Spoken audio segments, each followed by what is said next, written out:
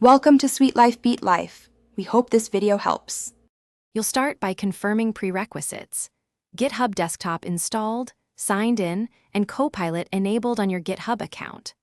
Once done, clone or open the target repository in GitHub Desktop and use the repository menu to open it in your code editor. Make sure the editor plugin for Copilot is installed and linked to the same account. That linkage is what allows suggestions to flow. Don't worry about settings yet.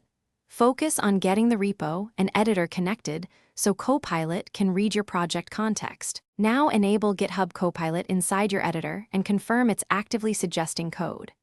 Back in GitHub Desktop, create a feature branch, then make small, testable edits so Copilot has limited scope. This reduces noise and improves suggestions.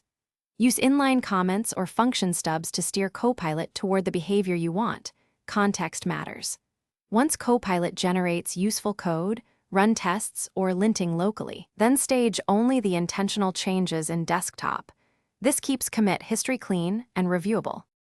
To finish, run your test suite and linting, then commit the validated changes in GitHub Desktop with a descriptive message and push the branch to GitHub. Open a pull request to trigger CI and get peer review. Explain which parts Copilot authored. If Copilot behaves poorly, try rephrasing your comment prompts, reduce file scope, or restart the editor extension. As a troubleshooting tip, if suggestions stop appearing, sign out and back into the editor. Verify subscription, and ensure the repo is not excluded by Copilot settings. Thanks for watching. Consider subscribing if we helped you.